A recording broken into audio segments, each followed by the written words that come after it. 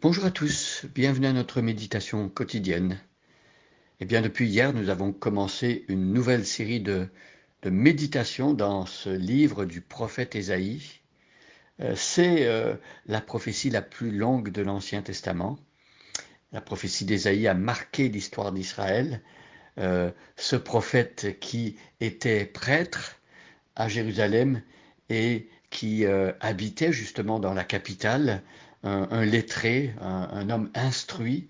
Et on nous dit que d'un point de vue littéraire, le livre d'Ésaïe est celui qui est le mieux écrit, avec un hébreu très soigné. Donc on nous parle ici d'une prophétie où il est question très très souvent de la personne de Dieu. Dieu nous est présenté avec toutes sortes d'attributs. Déjà hier, on a commencé à voir qu'il est souverain et majestueux, il règne. Et on va nous parler dans le livre d'Ésaïe euh, du fait que Dieu a prévu d'envoyer dans le monde son Messie. Et le livre d'Ésaïe nous décrit dans plusieurs passages à quoi va ressembler le Messie et qu'est-ce qu'il va venir faire. Et pour l'instant, nous sommes au chapitre 6.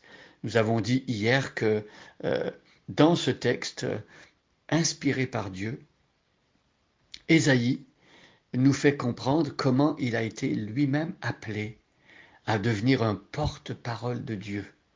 Lui qui était déjà prêtre, les prêtres, les grands prêtres, n'étaient pas nécessairement des prophètes. Ici, on a quelque chose d'assez singulier. On a un prêtre qui était devenu porte-parole de Dieu, prophète. Alors, qu'est-ce qu'un prophète? Un prophète, c'est celui qui apporte au peuple la parole du Seigneur. Bien sûr, le prophète va parler parfois de choses à venir, et donc il va divulguer ce qui est prévu, ce que Dieu a prévu de faire, mais le prophète, c'est celui surtout qui se tient entre le peuple et Dieu et qui lui fait parvenir les exhortations, les encouragements et parfois les avertissements de Dieu. Ici, dans la situation présente, on a le prophète Ésaïe qui va avertir le peuple de Juda, du royaume du sud. Il faut savoir que après la mort de Salomon, Israël s'est divisé en deux royaumes, le royaume du nord, le royaume du sud. Le royaume du nord a déjà été déporté et parti en exil. Il a été attaqué et conquis par les Assyriens et donc déporté. Et le royaume du sud subsiste jusqu'au moment du prophète Ésaïe, mais dans Ésaïe, on va voir dans le prophète Ésaïe que Dieu prévient son peuple que s'il ne se repent pas, ce royaume du sud va également être déporté. Et nous savons dans l'histoire que effectivement le royaume de Juda va être déporté à Babylone. Alors hier, j'ai lu le verset 1 et aujourd'hui, on va lire le deuxième verset. Prenez votre Bible et suivez avec moi. C'était l'année où mourut le roi Osias. Dans une vision, j'aperçus le Seigneur assis sur un trône très élevé. Les pans de son manteau remplissaient le temple. Des anges flamboyants se tenaient au-dessus de lui. Ils avaient chacun 6 ailes. 2 leur servaient à se cacher le visage, 2 à se voiler le corps et 2 à voler. Alors ici, il est question de l'environnement dans lequel Dieu évolue.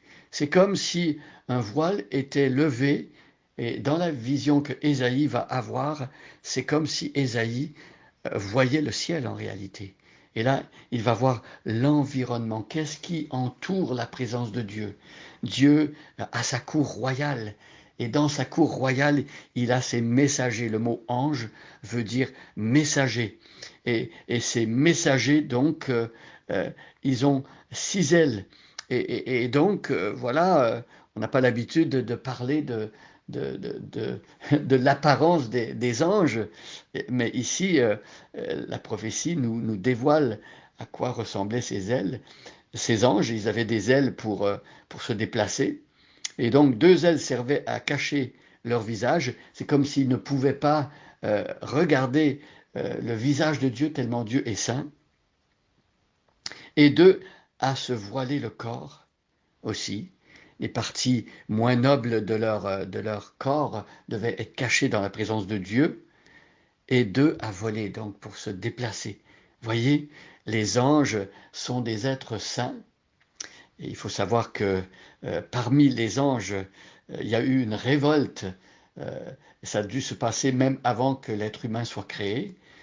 Mais on voit dans le livre de la Genèse que déjà lors de la création des hommes et lorsque Adam et Ève étaient dans le jardin, il y avait déjà ce serpent ancien qui est un ancien ange qui s'est révolté contre Dieu. Il était déjà à l'œuvre pour tenter Adam et Ève.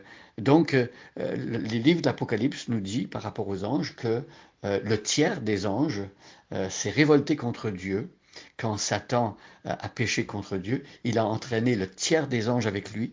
Ça veut dire qu'il y a encore le 2 tiers des anges qui sont fidèles à Dieu. Et l'Épître aux Hébreux nous dit que les anges sont des messagers, sont des serviteurs de Dieu qui apportent secours à ceux à qui le salut est destiné. Donc Dieu envoie ses anges et nous sommes au bénéfice de l'œuvre des anges. Les anges obéissent toujours à Dieu et ils interviennent auprès des hommes. On a parfois l'intervention d'anges pour parler au peuple d'Israël. On connaît par leur nom l'ange Michel, qui semble être l'ange protecteur du peuple d'Israël. Et il y a aussi l'ange Gabriel, celui qui vient annoncer des bonnes nouvelles ou des nouvelles, celui qui intervient par exemple quand Marie et Joseph reçoivent des messages de la part de Dieu lorsque Jésus est né. Donc nous remercions Dieu pour les anges qu'il déploie en faveur de ceux qui héritent du salut. Les anges ne doivent pas être priés. On ne doit pas essayer de prendre contact avec eux. Et dans l'Apocalypse, on voit par exemple que lorsque un ange intervient, Jean se prosterne comme pour l'adorer et l'ange le corrige et lui dit qu'il ne faut pas faire cela. Le culte, l'adoration est destiné à Dieu seul, Dieu, Père, Fils et Saint-Esprit. Ni un être humain, aussi saint soit-il, ni un ange ne doit être adoré, mais seulement Dieu, Père, Fils et Saint-Esprit. Donc ici, dans la vision, Ésaïe voit un ange. Il voit en fait des anges, il y en a plusieurs et c'est au pluriel, des anges flamboyants. Et ça nous parle de feu purificateur, ça nous parle de lumière aussi. Et ils se tiennent dans la présence de Dieu. Merci Seigneur pour les anges que tu déploies. Merci pour les 2 tiers des anges qui te sont restés fidèles.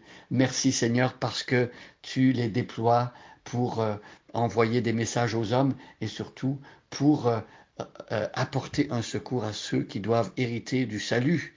Et merci Seigneur parce que Jésus-Christ est le chef des anges et c'est lui qui mérite toute notre louange et notre adoration.